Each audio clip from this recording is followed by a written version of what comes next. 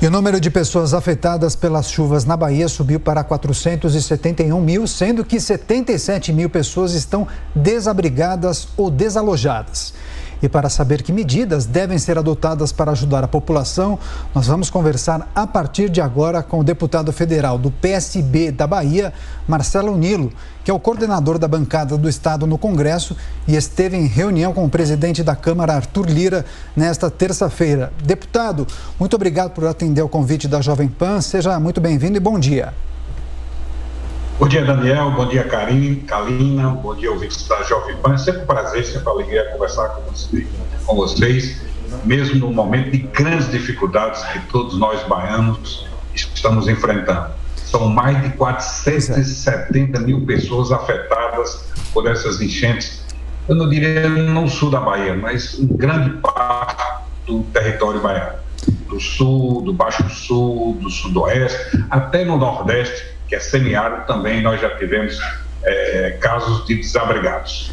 Exatamente. Agora, deputado, eu gostaria que o senhor nos dissesse como foi essa reunião com o presidente da Câmara, Arthur Lira, porque em um momento como esse não tem partido, não tem grupo A, grupo B, não tem espectro político ou ideologia. Todos precisam unir forças para conseguir atender as demandas da população. Então, eu gostaria que o senhor nos dissesse qual foi o resultado dessa reunião e o que ficou decidido. Daniel, eu sou coordenador da bancada, mesmo em recesso, nós conseguimos levar 19 parlamentares a Brasília, onde tivemos uma reunião, na minha visão, muito proveitosa com o presidente Arthur Lira. Relatamos a ele as grandes dificuldades que o povo da Bahia está passando. Ele é nordestino, conhece o sofrimento do Nordeste e se prontificou, independente de conotação partidária, foram vários partidos, da base do governo, da base da oposição, e chegamos a uma conclusão. Nós necessitamos de recursos. Esses recursos de 200 milhões enviados, que serão enviados através da medida provisória, são insuficientes. Nós temos que ter, no mínimo, 2 bilhões de reais a curto, a médio e a longo prazo. Primeiro, os 200 milhões são importantes para salvar vidas. Agora, a segunda etapa é recuperar as 73 cidades afetadas por estas enchentes. É óbvio que tem que ser a médio prazo. Eu acho que o governo do Estado, o governo federal se uniram, fizeram uma força-tarefa única na cidade de Ilhéus, colocaram a base na cidade de Ilhéus e estão trabalhando unidos. Agora, o presidente Arthur Lira deixou muito claro, o que depender do Congresso, da desburocratização, porque o grande problema do Brasil é a burocratização. Você, às vezes, tem recursos. Nós temos financeiro, mas nós não temos orçamento. Então, dentro do possível, nós faremos tudo que estiver ao alcance do Congresso, palavras do presidente Arthur Lira, para ajudar o povo da Bahia. Não só a Bahia, não. Já outros estados estão afetados, mas a Bahia, repito, 21 mortes, 73 cidades atingidas, mais de 358 feridos, ou seja, a situação da Bahia é uma tragédia. Talvez tenha sido o maior desastre da história da Bahia com relação a enchentes, a secas, e essa, infelizmente, ultrapassou os limites da imaginação. Nós não imaginávamos que tivesse uma tragédia como essa aqui na nossa Bahia. Bom, deputado, bom dia. A gente percebe que essas medidas são imediatistas para sanar este problema do momento, dessa tragédia horrível que aconteceu no estado da Bahia. Mas como precaver, como preparar toda essa região para que novas catástrofes, novas tragédias como essa não se repitam e consequências piores possam vir? Existem planejamentos em torno a respeito disso? Kalina, vejamos o seguinte, 2/3 do nosso território pertence ao semiárido. Então, a grande parte do povo da Bahia, 17 horas, fica olhando para o céu para saber se São Pedro vai ser generoso e mandar chuva. Geralmente, nós sofremos com a seca. As barragens que foram rompidas foram privadas. Eu não tenho nenhum conhecimento de uma barragem pública ter rompido, ou seja, o problema é que nós temos, grandes problemas que nós temos é a seca. Então, os fazendeiros, as pessoas da zona rural, as pessoas fazem barragens. E é óbvio que falta de recursos, falta de planejamento. Quando vê uma enchente, salvo engano, 600 milímetros em 36 horas. É coisa inédita, é uma coisa que nós não imaginávamos. Então, começou, rompeu a primeira barragem, rompeu a segunda, rompeu a terceira, aí foi a inundação. A Bahia tem muitos rios nessa região. Aliás, as enchentes ocorreram nas cidades que são banhadas por rio. Na minha terra natal, na cidade de Antas, lá choveu bem, no Nordeste choveu bem, mas não tem rios. Nós temos o Vaza Barra e só temos o Itapicuru a 100 quilômetros. Ou seja, onde tem os rios é que ocorreram essas enchentes. Tabuna, por exemplo, o rio Cachoeira corta 70% da cidade. Consequentemente, inundou grande parte da artéria da cidade de Itabuna. Então, eu diria a você, é óbvio que você pode fazer um planejamento, mas você faz um planejamento com recursos públicos. Quando é com o privado, infelizmente, nós não temos condições de fiscalizar as barragens privadas. E o grande caos foi fruto das barragens privadas que romperam. Então, você tem razão, pode-se fazer um planejamento, deve fazer um planejamento, mas infelizmente é difícil você fazer um planejamento quando envolve empresas particulares que querem salvar seus rebanhos, principalmente na época da estiagem. O grande problema da Bahia sempre foi falta de chuva, mas infelizmente São Pedro dessa vez mandou chuva demais e ocorreu essa tragédia, esse desastre que não tem precedentes na história da Bahia. Pois é, agora, deputado, nós seguimos com a pergunta da jornalista e comentarista do Grupo Jovem Pan, Amanda Klein. Deputado, bom dia. Em primeiro lugar, minha solidariedade ao povo baiano que vem sofrendo tanto nesses últimos dias, aliás, últimas semanas, né? Porque já é a grande segunda leva de chuvas. E o presidente Bolsonaro tem sido muito criticado por não ter suspendido suas férias em Santa Catarina, no litoral de Santa Catarina, justamente para acompanhar essa tragédia, ver de perto. No lugar, ele enviou os seus ministros. Ele disse até está torcendo para não ter que suspender essas férias. Em primeiro lugar, eu queria sua avaliação sobre isso e, em segundo, saber se isso teria alguma coisa a ver com um conflito aí político, partidário, com o governador da Bahia, Rui Costa, que é do PT. Amanda, eu estou tão envolvido nessas enchentes, eu estou tão envolvido em ajudar o povo da Bahia, solicitando os parlamentares, cobrando os secretários, procurando enviar ajuda fruto da iniciativa privada, que eu não tive tempo de ver avaliar esta situação do presidente Bolsonaro. Eu acho que o cidadão é que deve julgar. Eu acho que nesse momento, eu não vou politizar, mas o cidadão que deve julgar. Você tem um enchente, povo morrendo, 73 cidades atingidas, o presidente de férias. Por exemplo, eu estou de férias, eu estou de recesso. O Brasil sabe que os deputados estão de recesso. Mas eu convoquei os parlamentares, 19 foram a Brasília. Tivemos a reunião com o presidente Lira. Por quê? Porque é uma emergência. Você sabe que o deputado, quando tira o recesso, ele visita as suas bases. Eu, por exemplo, me programei para visitar as bases eleitorais, mas fui para Brasília fruto da emergência. Agora, o cidadão, cidadã, o povo é que vai julgar. Quando eu realmente fico triste quando eu vejo o cidadão na Bahia morrendo, o cidadão ferido, o cidadão desabrigado.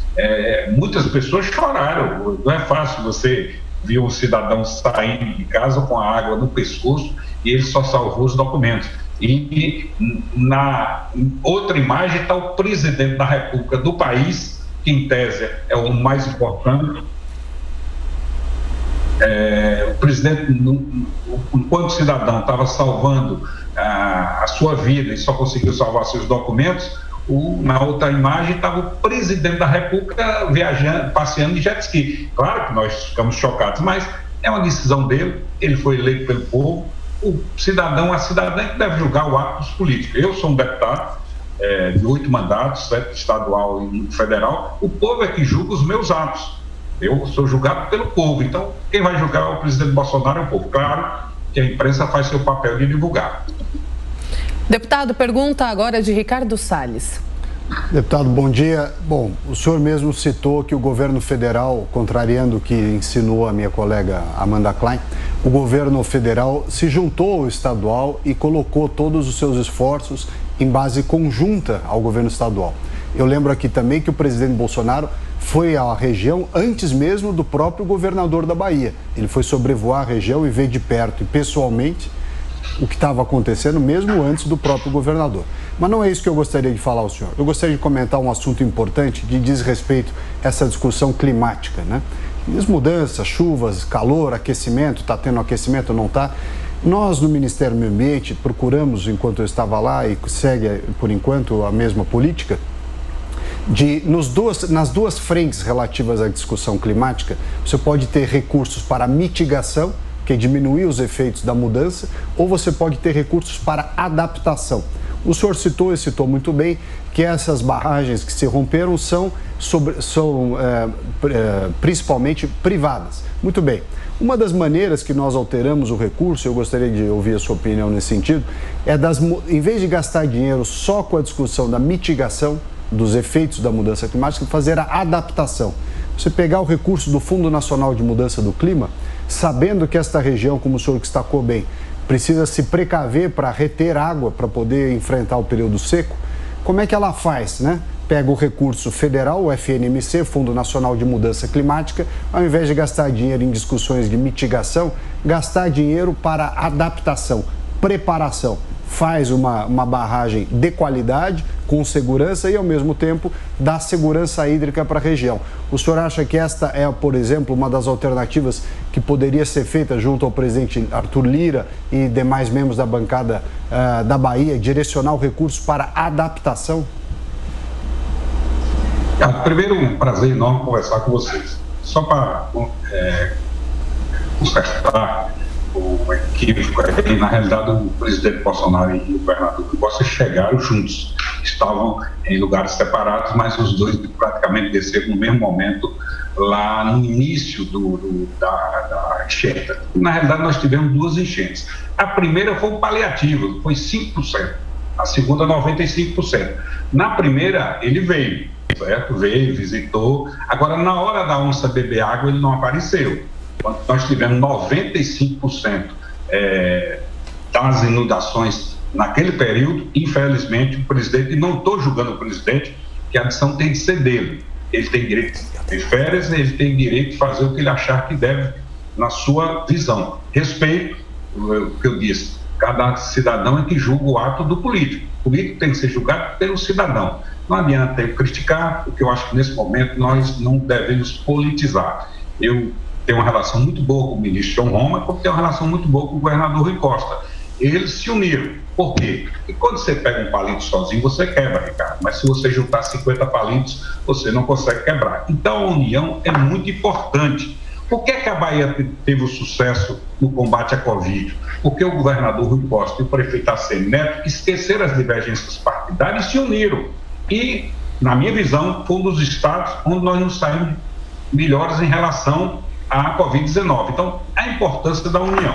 O presidente Arthur Lira levantou, meu querido Ricardo Salles, uma discussão política. Colocar um fundo para a tragédia. Aquele recurso fica lá parado, que está na lei de responsabilidade fiscal. A tragédia não alcança a lei de responsabilidade fiscal. O que ocorre é que todos os presidentes, sem exceção, colocam lá recurso X para as tragédias, mas o relator do orçamento, o primeiro recurso que ele tira do orçamento é o da tragédia, porque naquele momento não está tendo tragédia, não tem pressão da imprensa. Então, o relator Cacá Leão, e diga-se passagem, é um grande parlamentar, líder do PT, hoje foi relator ano passado, ele disse, olha, na reunião ele disse, apresenta 19 pessoas, o grande problema é que o relator, ele tira da tragédia, porque é mais fácil tirar, e ele foi um dos que tirou menos, mas todos tiram. Agora, quando vem a tragédia, que a imprensa levanta, aí se fala em recursos. 200 milhões são importantes, mas são muito pouco. Eu diria a você que esse debate que você levantou é importante. O que é que está ocorrendo no mundo? O que é que está ocorrendo no Brasil? Um dia é seca. Eu estou dizendo a você que eu nasci no semiárido. Eu vi a fome, eu vi a sede. Na minha terra, lá no Nordeste baiano, perto de Paulo Afonso, na cidade de Antas, todos os dias, 5 horas da tarde, a pessoa fica olhando para o céu para saber se tem chuva. Nós vivemos da chuva porque nós não temos rios naquela região. O sul, que tem em termos de milímetros de água, são maiores, você tem mais chuvas, infelizmente vem essa tragédia. O que ocorre é o seguinte: é o desmatamento da Amazônia? Eu não sei, aí tem que ser um estudo, um debate. Ricardo, você que é especialista, o que é que está ocorrendo? Isso não é um fato isolado. Ocorreu agora e pode ter certeza que vai ocorrer depois. Há 60 dias atrás, eu tenho um amigo que mora lá em Itaju do Colônia, foi uma das cidades mais atingidas, estava pedindo, pelo amor de Deus, se não chover, vai perder a plantação, o gado vai morrer. Por 60 dias é essa tragédia. Então, o que é que está ocorrendo no mundo? Ou os especialistas sentam, eu sou engenheiro civil, eu não sou especialista em meio ambiente, apesar de ter sido presidente da Comissão de Meio Ambiente, quando fui deputado estadual no primeiro mandato. Eu gosto muito dessa área. Agora, tem de ter um estudo, tem de ter uma decisão política. É o desmatamento da Amazônia? É o que é que está ocorrendo no mundo? Nós vamos conviver com isso? Nós vamos conviver com isso? A Amanda fez uma pergunta clara. O que é que pode se planejar?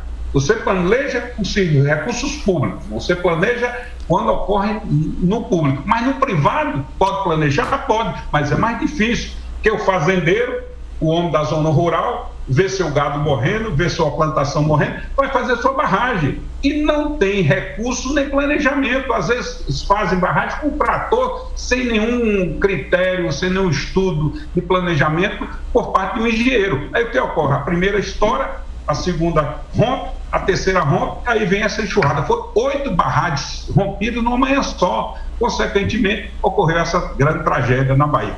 Infelizmente, nós, homens públicos, estamos devendo um planejamento na área ambiental, estamos devendo um planejamento na área aí.